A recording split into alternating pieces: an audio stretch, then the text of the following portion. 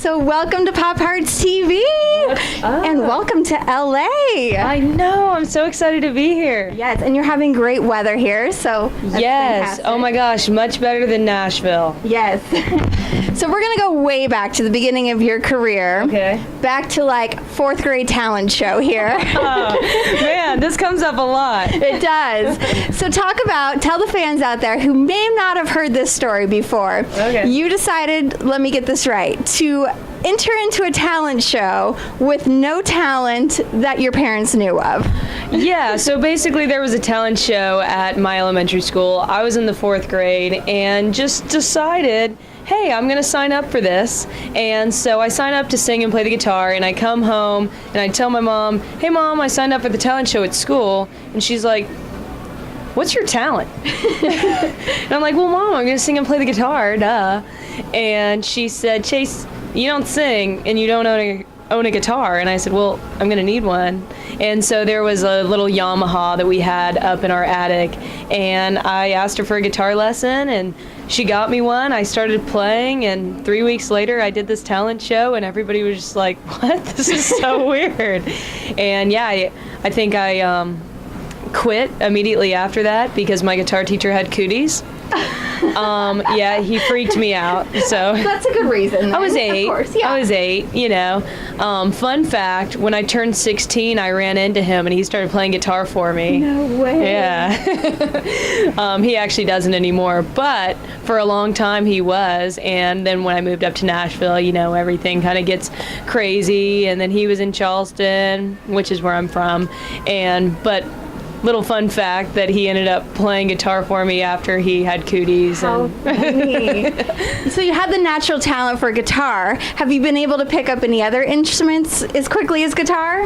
Well, actually, so Christmas, I asked my mom and dad for a piano, and I have been posting videos from 3 days playing to recently just playing piano and kind of showing my followers on Facebook and Instagram my progress. But yeah, I feel like I've picked it up somewhat quickly. I'm just playing chords. I'm not some savant, but...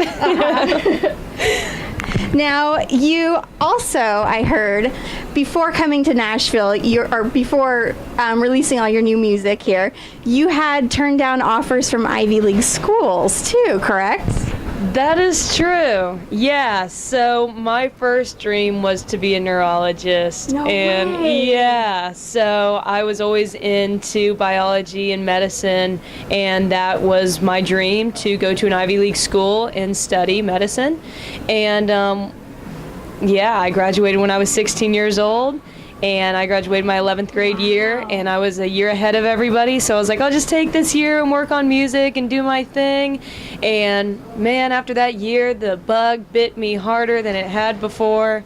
And I told my mom, I said, Mom, I'm not going back to school. Yeah. This is it for me. I'm done. And your new single, Love Without You, is killing it on Radio Disney right now. Yes. It's fantastic. I'm obsessed with it. Thank you so much.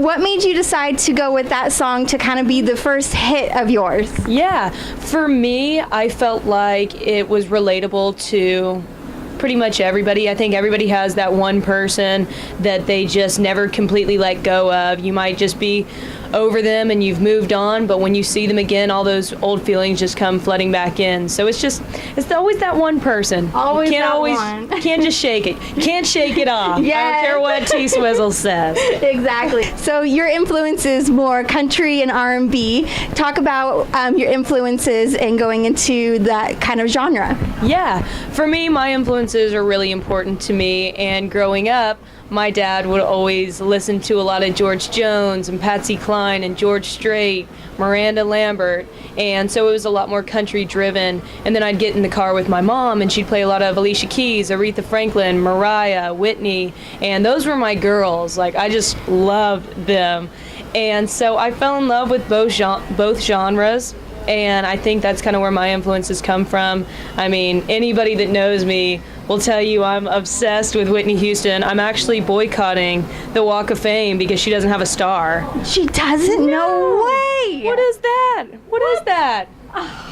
At least Michael crazy. Jackson and Bruce Willis had their star. That made me happy enough. But Whitney, what about Whitney and That's Prince? crazy. Prince doesn't have one either. What? I'm like, man, these are my influences. Why not? My heroes. Wow, that's shocking. I know. I was very upset about this. Now, are you in the studio right now creating new music? Actually, the day before I came here, I finished it. So, No yes, way. I was in the studio all day Sunday, and yeah, and I left Monday morning and was just like, okay, we're good. We're going. Now, is this for an EP album? Yeah, so this is going to be an EP. Okay. It's going to be 3 more songs. And they're all, I think they're very cohesive to Love Without You, but at the same time, they all have something a little different about them. I have one that's very silly and fun and lighthearted, and I think if you follow me on social media, you kind of see that side of me mostly, and so I have one that really represents that side. I have one that has a bit more of an R&B flair to it. Okay. And then I have one that I kind of call my rock power, just belt anthem Yes. song, you know, Yes. so I kind of have a little bit of everything, and I think something to make everybody happy, but they're still very cohesive with each other, and they're very me. What's that process like for you once you get into the studio and you have to go in there and create the music? Is there kind of a mindset you have to get into, or do you just go in there and you just do it? For me, it's a little bit of both. I have the mentality of just going in there and doing it, but at the same time, I do like to practice a whole bunch and kind of get certain little ad libs in my head. And also, you kind of have to get into the mood of the song. So I recorded each one a different day, and so when I was recording my silly one, I had to kind of make sure I was in a really good mood. I had just eaten, I wasn't hangry, Yeah. you know what I'm saying? Yeah. And then for my more meaningful songs, I kind of had to get more vulnerable with it. Actually, at one point, I had my arms like all kind of crossed, and my producer was like, "What are you doing?" I said, "I'm being vulnerable, Dave. Gosh, leave me alone." And for whatever reason, because he made me uncross my arms after that, and then I just like totally stunk, and he was like, "Cross your arms again." It's like, go back to what you were doing. Go You back to know what you're doing. You're terrible. but yeah, so it's just kind of like different mindsets you have to get in for each song, and I don't know. We're kind of like actors too. You know, you kind of have to sell your song. Yeah, absolutely. Do you think, like, in the future you'll be writing any of your own songs? Oh, I write all my songs Oh, pretty all of much. them? Okay. Yeah. So actually, I'm open to cutting songs that I didn't necessarily write if they really speak to me and I have lived that experience, and that's just something that's said, I guess. But for me, I vent a lot when I'm writing, and so I write pretty much every single day. Nice. So, yeah. Good. So it's coming from the heart there. It's coming from the heart, like it's me. And if you ever see a song that I cut that I did not write, I have lived it and it resonates with me. And yeah, just Yeah. for whatever reason, somebody else put my thoughts into words. Yeah, so it's your feelings still Oh into yeah, it. Yeah, for sure, Absolutely. 100%. Now you post a lot of covers on your social media as well. What makes you decide to post somebody else's cover? Like, do you take fan requests, or you're just feeling the song? Sometimes it's a little bit of both. Lately, I've just been doing a lot of requests. A lot of people like to hear songs that they are familiar with, and so I think that's how a lot of people have come on board. For me, is just through covers, and you know, of course, then once they hear my original music, they kind of like that too and whatnot. And some people jump on board just from hearing it on Spotify. You never really know how people find you, but a lot of the times I know they like to hear me cover Whitney and Mariah and Demi, Ariana. Yeah. So I just do it. Yeah. Whatever they want from me, I'll give it to them. I don't care. Is there anybody in particular you'd want to collaborate with? Oh, anybody in the world? Yeah, sure. Oh, Bruno Mars. We're the same height. yeah. I like that. Get out. Yeah. Nice. It makes me feel good. Maybe you guys could do like a little dance number together too. That's kind of what I was thinking. He could be next to me and he could be dancing, and then I could be doing my little thing next to him. And we could we'd be doing the same thing technically, but I'm a really bad dancer and he's really good. So I think it'd be the greatest music video you'd ever seen. You say you're bad, but I actually like your dance moves. It's funny. So I do them. They originally started as a joke. I came home. I was out of town, and I was so happy to be home. And I heard the song "Chunky" by Bruno Mars.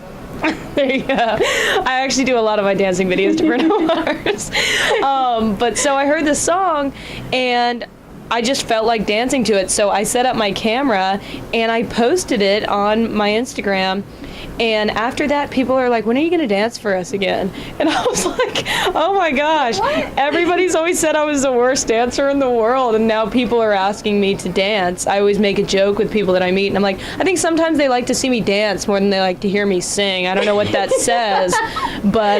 They like to see you being authentic and like just having fun and crazy. Yeah, I don't know. Yeah, I don't think I'm the best dancer in the world, but I think that it makes people smile, and that's kind of just what I want to do. I love to make people smile. I like to entertain people, and that's why I'm an artist. Yeah, so. Absolutely.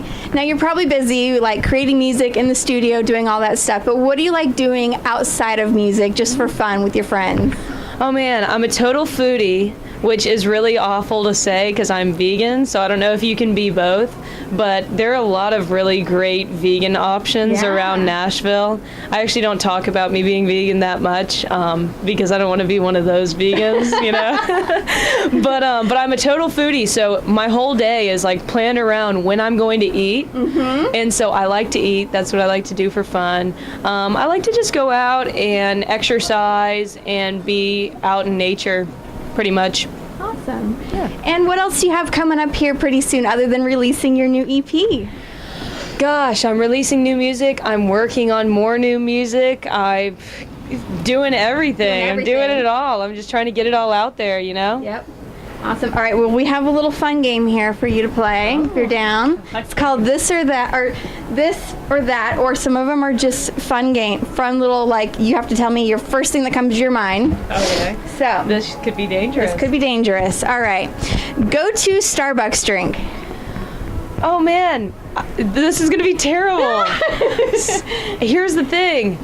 I have this tea that I really love, but it's mine, and so whenever I go to Starbucks, I bring my tea and ask for hot water. Oh, that's I'm not a coffee drinker. That's okay. I like that idea, though. Bring your own tea to Starbucks and ask for water. Water, please. Yes. Thank you. I like that idea. You gotta go with somebody that actually drinks coffee or something, because then they'll get kind of upset with you. And they're like, okay, we gotta pay me at least 10 cents for the cup. You know what I'm saying? That's good. Song that makes you hit the dance floor. Chunky, Bruno Mars. Yes. Accessory or makeup item you can't live without. Chapstick, it's Merlot. I think it's the color. Okay. I just love it. That's what I'm wearing now. Ooh. Most embarrassing song you know every word to. Oh. That's weird. Probably Eat It, Weird Al Yankovic. Okay. Or eBay. I bought it on eBay. Oh, I've never even heard that song. Yeah. I'll have to look it up. It's their I Want It That Way parody. Oh, yes. Okay. What is the one thing you would take with you if you were on a deserted island? My guitar. Yes. If you could eat one food for the rest of your life, what would it be? Brussels sprouts. Yes. Okay, this seems really weird that would be my favorite food, but I mean, I don't really like raw Brussels sprouts. I wouldn't just eat it, but really cooked Brussels sprouts. Yeah. It's like stir fry vegetable. Ooh, so good. Oh, yes, I'm with you. If you could only hang out with one person for the rest of your life, who would it be? Could they be dead? Yeah. Whitney Houston. Oh, yeah. What is one thing on your bucket list? Oh. Man, probably to meet Bruce Willis. Okay. He's my celebrity crush. You might run into him here while you're in LA. You never know. Actually, he has a home in Charleston. No way. That's actually not my celebrity crush. I just lied. Oh, well, we'll get to that in a second here. Okay. Favorite place to vacation?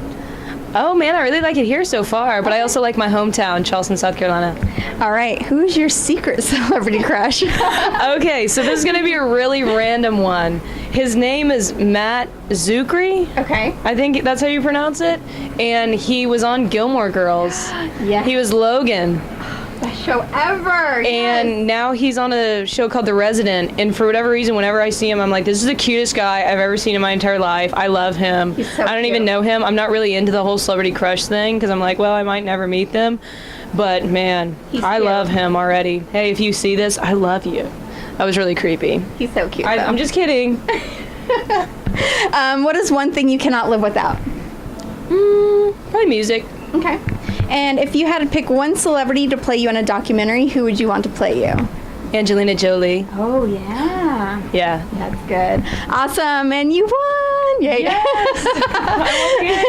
Well, thank you so much for sitting down and chatting with us Yes, today. thank you so much for Cannot joining wait for your new music to come out. And yeah, thanks so much. And where can everybody find you on social media just in case they're already not following you? Okay, they can find me at Chase Martin Music on Instagram, Facebook, Chase Martin, and Twitter. Apparently, Chase Martin Music was too long, so it's Chase M Music. Awesome. Thanks so much. Thank you. Bye.